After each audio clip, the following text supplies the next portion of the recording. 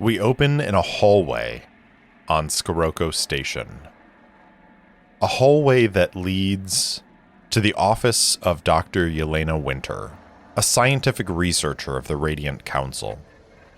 Booted feet walk down the hallway with a limping, halting step.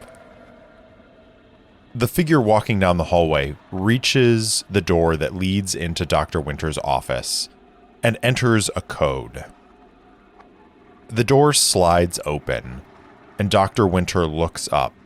There's a momentary flash of fear and confusion on her face as Kiana Arden steps through the door.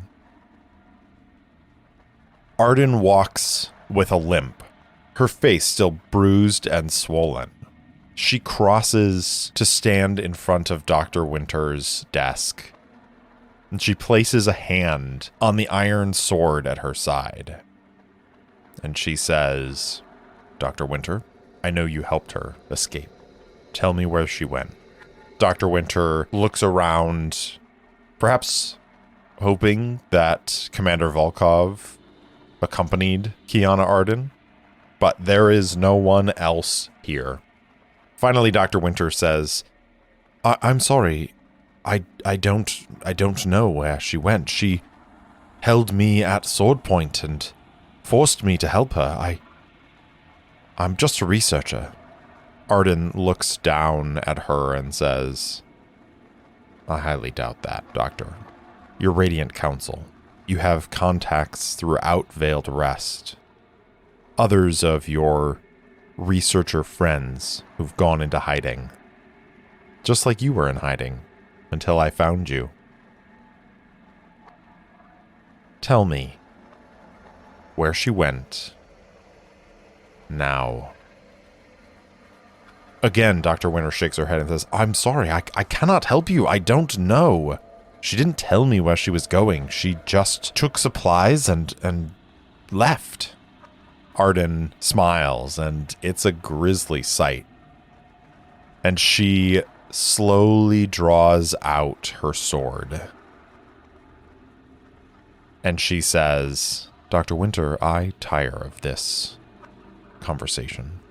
Havoc could not have escaped without help. And I know that shuttle she took had to have been yours. She went there directly after leaving here. No one else would have the resources on this station to have a hidden shuttle that could bypass a lockdown. You gave her that escape route, and since you have friends in the sector and she doesn't, I suspect you sent her to someone. Tell me where she went." Dr. Winter looks at the blade and says, "I understand you're trying to intimidate me. And believe me, I find you terrifying. But I have been tasked with doing research for the Phantoms of the Azure Court, your masters. If you harm me, that research will not get done." Kiana Arden tightens her grip on her blade and says, "Doctor, as a researcher, I'm sure you know, the things that you need to perform your research are quite minimal. You need your mind. You need your eyes. Perhaps you need your mouth. And I suppose you need your hands. Everything else is negotiable." Let's ask the Oracle. Does Dr. Winter give up Wolfe's location? I think it's a small chance. Kiana Arden is intimidating, but Dr. Winter is a true believer, and I think that she's not going to give up that information easily. If I get a 10 or less on the Oracle roll, the answer is a yes. Here we go. 40 is a no. Dr. Winter straightens and color leaves her face. She takes her hands off of the keyboard that she was working on and she clasps them together, holding tightly. And then she looks in Kiana Arden's eyes and says, Do what you must. But I don't know where the Menda is. And we fade out.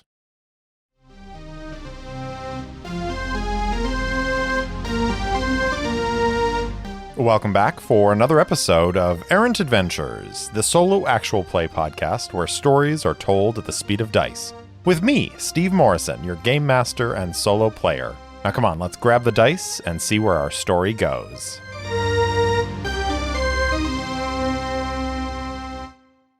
Welcome back for episode 10 of season 3, Cry Havoc. Last time, Wolfe and Raven attempted to approach the moon settlement of Sepulchre, disguised as a Halmshall freighter carrying iron for the shipbuilding yards.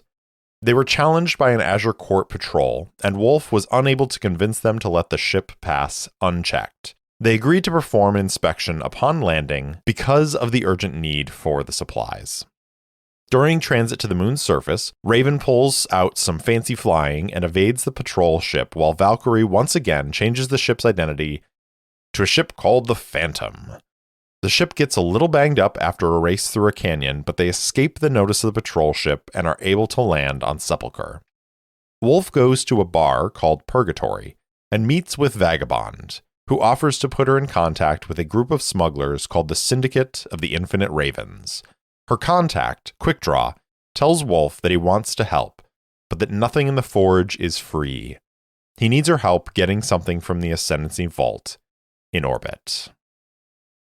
So as we jump back in, Wolfe has had this meeting with Quickdraw, the smuggler of the Syndicate of the Infinite Ravens, and he has asked for her help in recovering something from the Ascendancy Vault in orbit.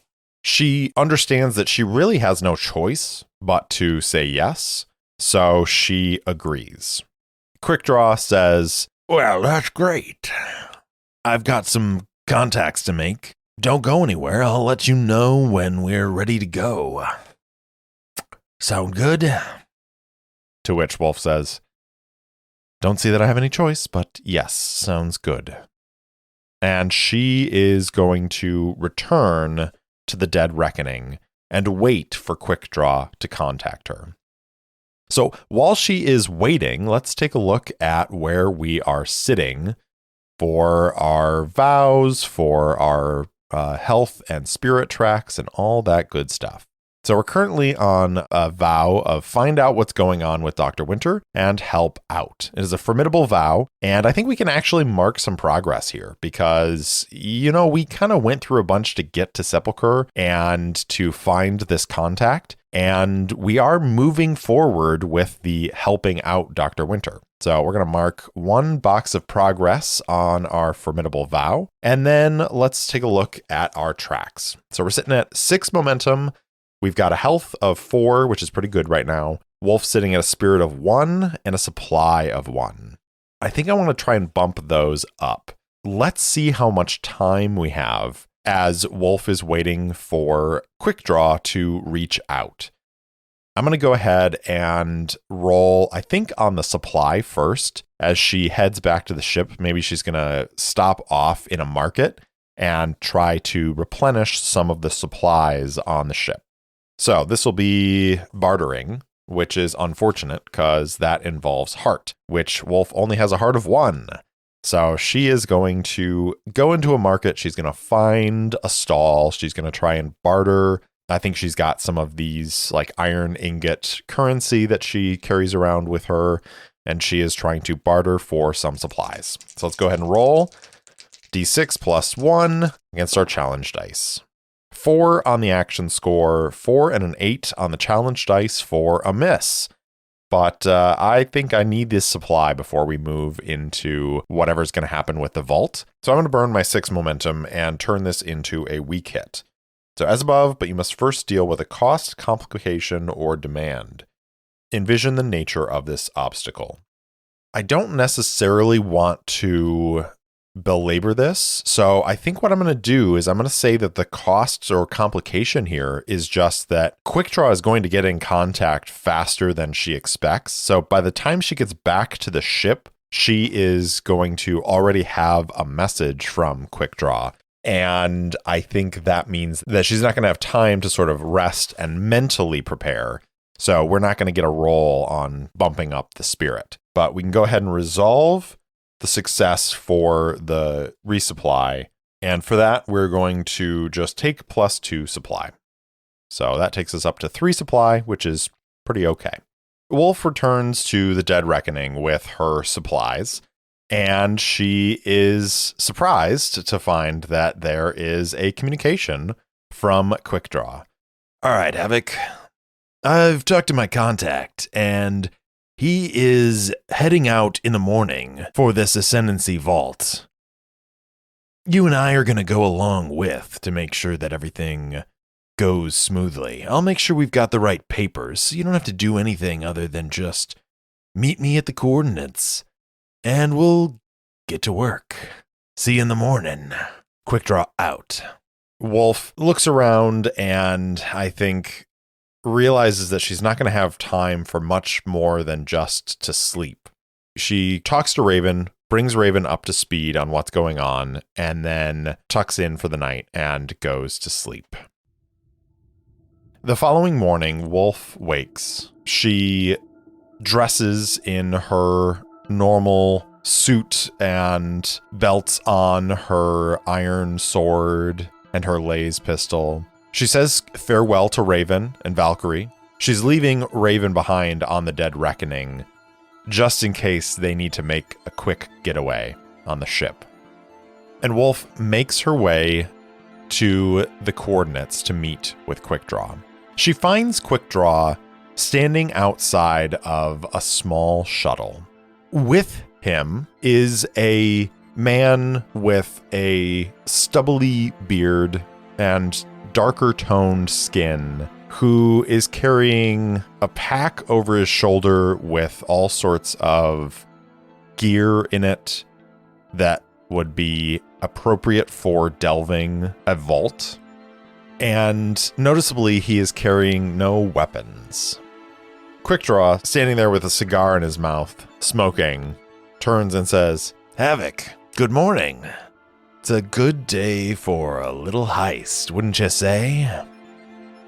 Wolfe approaches and she says, Quickdraw, and this is our contact? Quickdraw nods and says, Yeah, allow me to introduce Digger. He's an expert of sorts on Ascendancy Vaults, and he's been invited, shall we say, by the Azure Court to do some work on the vault up above us. You and I are here to make sure that when the professor finishes his work, he gets to leave. Digger looks from Quickdraw to Havoc, and he says, I'm very much appreciative of you two coming along with me. Quick here has told me some stuff about what's going on with the Azure Court in Veiled Rest, and I don't want to get mixed up in anything. I've already got enough trouble to deal with. Havoc looks at him, looks back at Quickdraw and says, You two know each other? Quickdraw nods and says, I helped the professor out with a small problem. He was looking for a friend, and I made some connections. We go back a little bit. But that's neither here nor there. What matters is you're coming along to help me make sure that Digger gets out alive. I know you're good enough to do it. So let's get to work. And they board the shuttle. The shuttle lifts off and they make their way up towards the Ascendancy Vault, orbiting around the gas giant of Magonia. There is a small fleet of Azure Court ships surrounding this vault. As they approach, Wolfe says, How are we getting in? I mean, I understand Digger here has been invited by the Azure Court to do some work, but how are we getting in? Don't worry about that, Havoc. I've got it covered. We're research assistants for the professor here. Wolfe looks at Quickdraw and then over to Digger and says, right, because you and I look like research assistants. Quickdraw grins and says, Hey, it'll work. Don't worry about it. Wolfe looks at Digger and says, do you think we look like research assistants? And Digger smiles and says, I mean, I've certainly had worse research assistants. The Forge is a dangerous place, and as are Ascendancy vaults, it's not unusual for researchers such as myself to come along with guards to help take care of any Ascendancy defenses. I prefer to explore by myself, but I understand that that's not exactly possible on this expedition. I certainly would not be opposed to having you around. I've had some issues with running into Elder League mercenaries while exploring some vaults, and it would have been handy to have a couple of research assistants. Wolfe takes in that information, knowing that the Elder League don't really operate in this sector, and she nods and says, all right. You're the experts here. I'm just the muscle. The shuttle flies up towards the vault, and as they approach, they are challenged by the Azure Court fleet. Digger transmits his identity codes and whatever access has been granted to him, and they are allowed to pass. And so they begin to close in on this orbiting Ascendancy vault. And there is a platform that has been secured to the side of it, where there are a few shuttles already landed.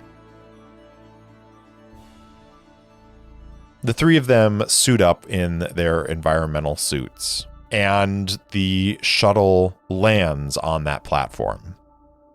They emerge, and there are a handful of Azure Court soldiers standing guard at the entrance to this vault.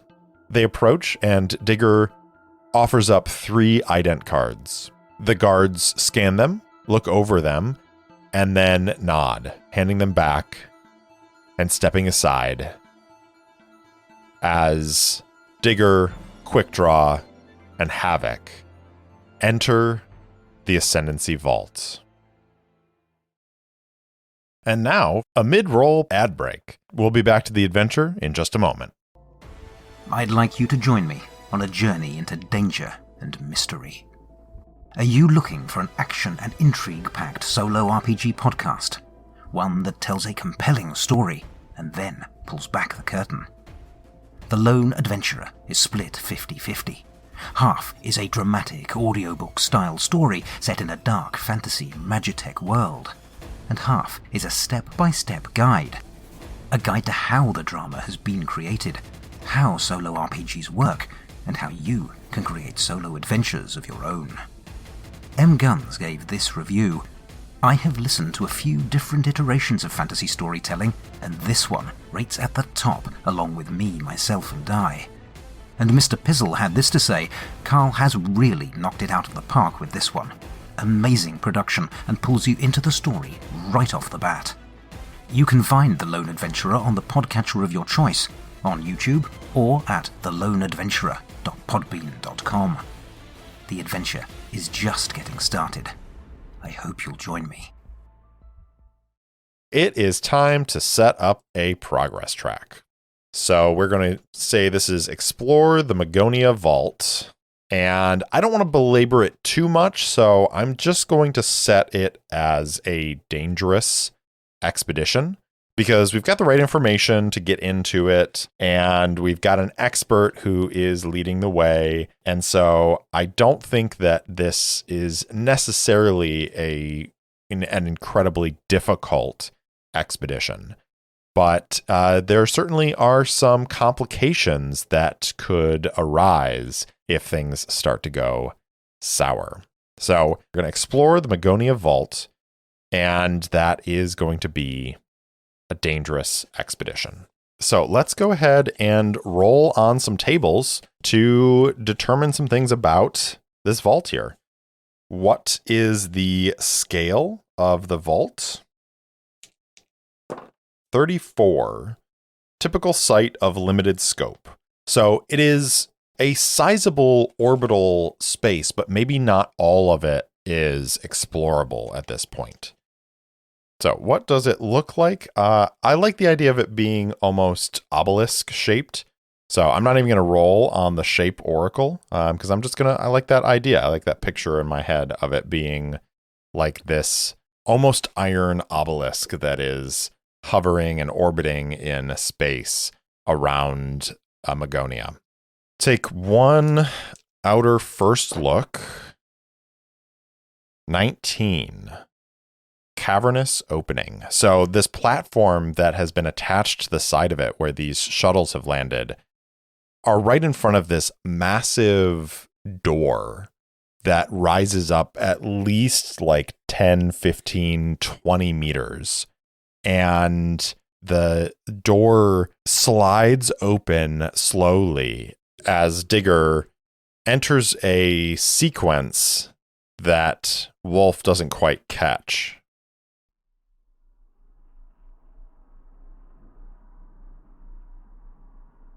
The door slides open. Let's get a look inside.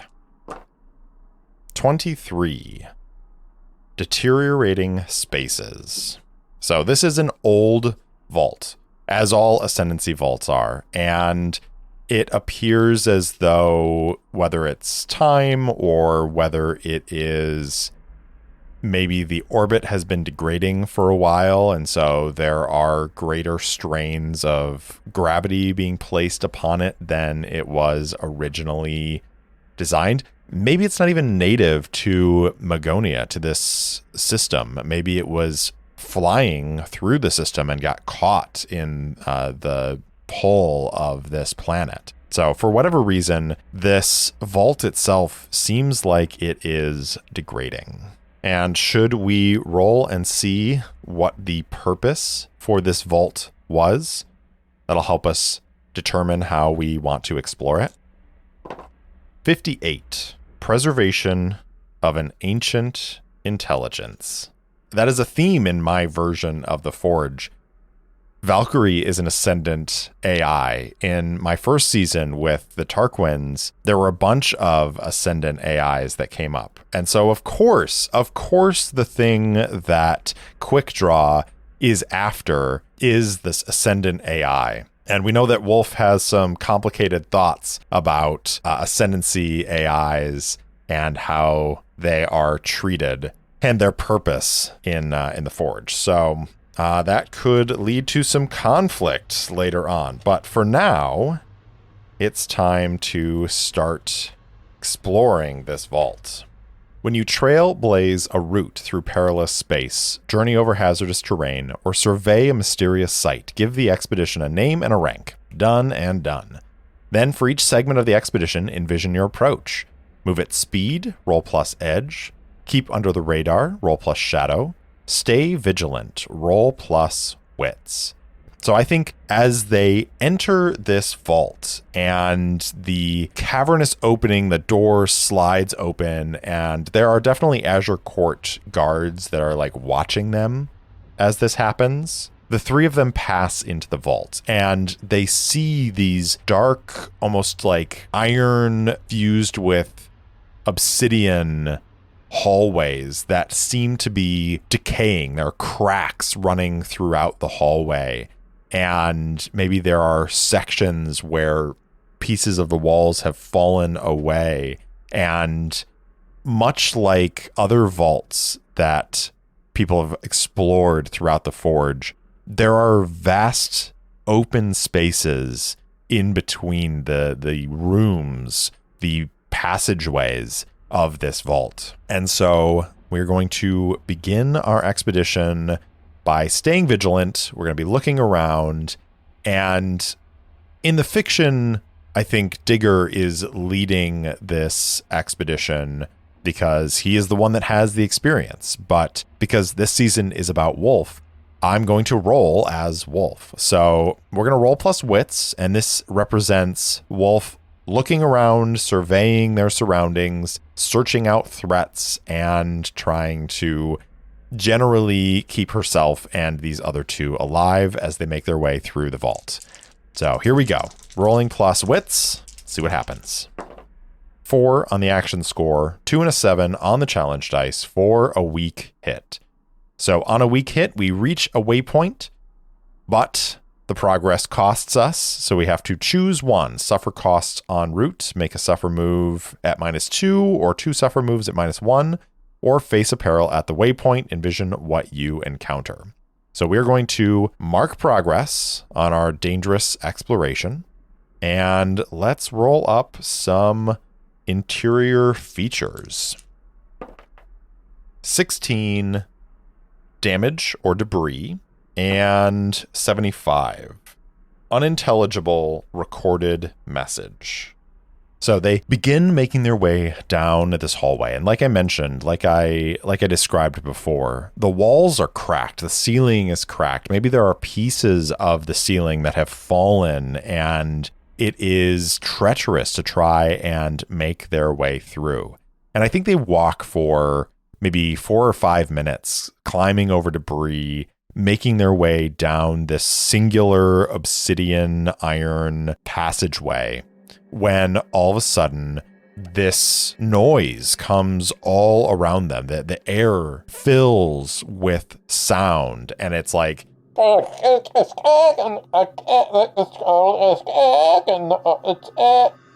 think Wolfe and Quickdraw both go for their weapons, but Digger is standing there with his head cocked, listening, and he turns around to see his companions are at the ready to jump into a fight. And he raises his hands and he says, don't worry. It's just some sort of announcement. The ascendancy is garbled, and I'm not sure that I can make it out, but I don't know that it's something we have to worry about quite yet. So let's just keep moving, and we'll see what we find. And he's going to turn around to continue leading the way, but because we got a weak hit, we have to face a peril at the waypoint. I think the waypoint is the end of this hallway that opens up into a smaller chamber that has a few passageways that lead off in a couple directions. And I'm going to roll on the interior peril chart to see what kind of peril they reach at this waypoint. 11. Corrosive environment. Okay. They reach the end of this passageway, and there is a door that is closed. And Digger says, don't worry, should have this open in just a minute. And he starts entering a sequence on a panel next to this door. As it starts to slide open, there is this sudden rush of what looks like a cloud, and almost immediately an alarm goes off on his suit as this corrosive atmosphere hits his suit and begins to burn it away. Wolfe, hearing the alarm going off, seeing this happening, I think is going to lunge forward and try to hit the panel that he was activating to try and close the door back up. This will be a good old-fashioned face danger, and I think it's speed, mobility, or agility on this, so it's going to be plus edge. Here we go. 5 on the action die, 7 and a 9 for the challenge dice. That is a miss. On a miss, you fail, or a momentary success is undermined by a dire turn of events. Pay the price. I think this is pretty clear. I don't think we need to roll on pay the price. She doesn't know how to close this door. She doesn't know what sequence she needs to close it up.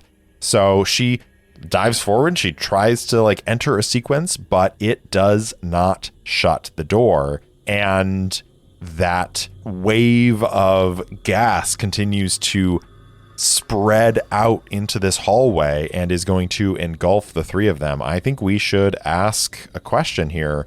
How bad is this? Is this going to eat through their suits? Is it something that they can weather? Like, this could be pretty terrible. Let's ask the Oracle, does it corrode their suits in such a way that they have to withdraw? I think it is unlikely that it is that bad. So we'll say 25 or less will be a yes. 83 is a no. So it doesn't corrode their suits so much that it causes them to have to retreat. But I think that it is going to corrode the suits a little bit and is going to damage the suits. And so I think what I'm going to do is I'm actually going to start a clock. I'm going to start this clock and I'm going to name it Suits Are Compromised. It feels as though their suits have been damaged by this corrosive gas as it's sucked out into space. And once it passes by them, the passageway ahead is clear. This room ahead is clear, but their suits are damaged. And so I think their alarms are going off on their suits, and Wolfe is checking hers over, and she turns to the professor and says, Digger, are you all right? He's like shaking it off and says, I think so. My suit is fine, but slightly damaged. Quick Draw says, Yeah, mine too. Was that supposed to happen? Wolfe says, I doubt it. Do we have to worry about more things like that happening? She can see the smile on his face through his visor. And he says, you haven't explored a whole lot of Ascendancy vaults, have you?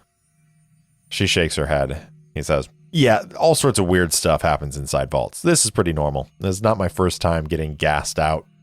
Probably it was some sort of coolant system or some way that the vault kept itself running, and as we're seeing, it's damaged. It's falling apart. And so some seal somewhere must have failed and vented into this room.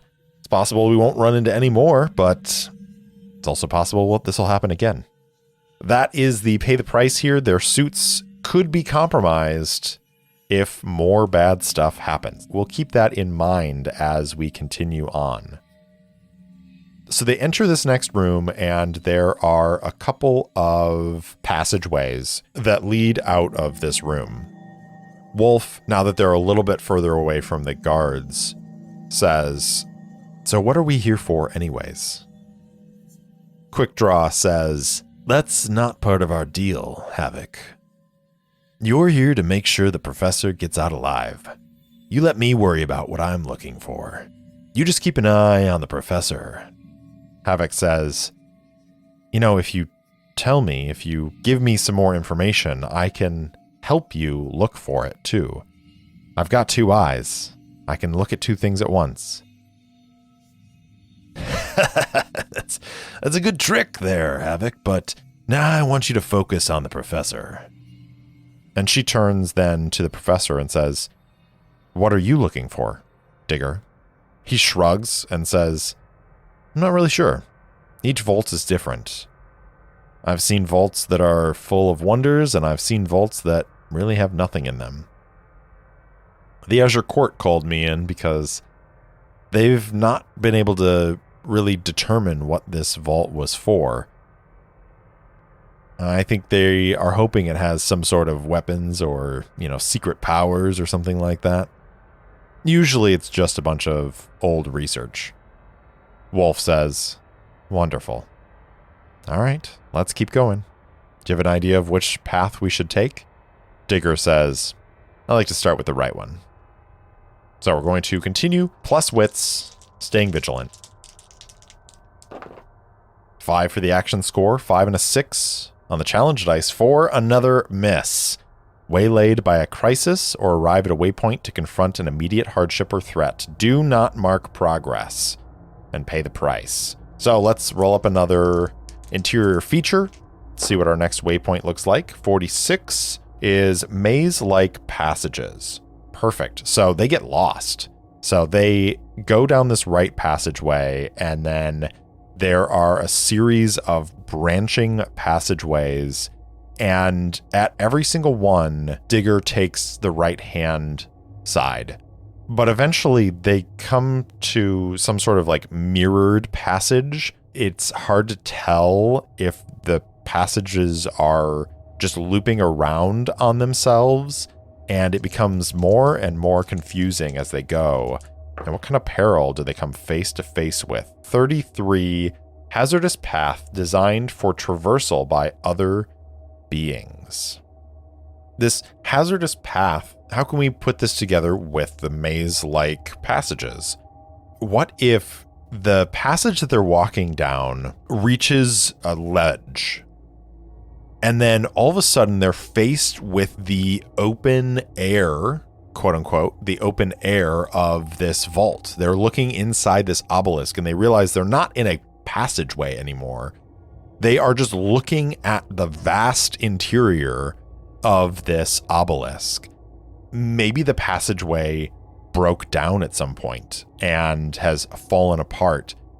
Or maybe it was designed this way, but there are islands of iron and obsidian floating in this vast sort of openness of the obelisk interior. Looking up and squinting, Wolfe can see this opening far in the distance across this chasm. She says, "Do we have to go over there?" Digger says, "I'm afraid so. I'm not sure we can go back the way we came." And they turn around and realize that the passageway that they just walked through is now open void as well. That it just looks out onto that openness. Wolfe says, "Wait, the vault can change?" Digger nods and says, "Yep, I think it's part of the fun, but most people that I've traveled with think it's pretty annoying." Probably the Ascendants, if this is how this worked when they were around, they probably had some way to either propel themselves across safely, or they could maybe open up some sort of portal and just walk across. Not really sure. There are some there are references to such technology in some of the texts that I've read, but nothing really concrete. "Okay," Wolfe says. "I guess we're just crossing." They are going to attempt to make their way through this chasm across to the other side to continue their journey through this vault. And to do that, we're going to roll face danger once again. And I think that it could be edge or wits here. And since they're both 2, I'm just going to say it's wits. This is going to be Wolfe and the others using their training in spacewalking situations to get across this chasm. So they have their environmental suits on. They're going to fire some thrusters and see where it takes them. This is +2 for Wolfe. Here we go. 8 on the action score, 5 and a 1 on the challenge dice for a strong hit. On a strong hit, take a momentum. It's going to bump us up from 2 to 3, and we are successful. So they leap out into the void and fire the thrusters on their environmental suits. And the 3 of them propel over to one of these small floating islands, and they land. And then Wolfe kind of turns to the other 2 and is like, "All right, this is easy. Follow me." And she is going to then fire her thrusters again, take a running leap, jump across, then jump across again and again and again. And over the course of 20 to 30 minutes of careful firing of their thrusters and angling properly, they are able to make their way across this open chasm into the next passage. What do they see when they reach the other side? 100. Roll twice. 44 looted or empty containers, and 83 a vertical shaft. They land in this room, and there are a bunch of Ascendant crates that have been seemingly pried open and their contents emptied. Maybe that was done back when this vault first existed. Maybe it was done by the Azure Court soldiers who made the first expedition through here. But what they then find is a vertical shaft that rises up from the center of this room towards the top of this obelisk.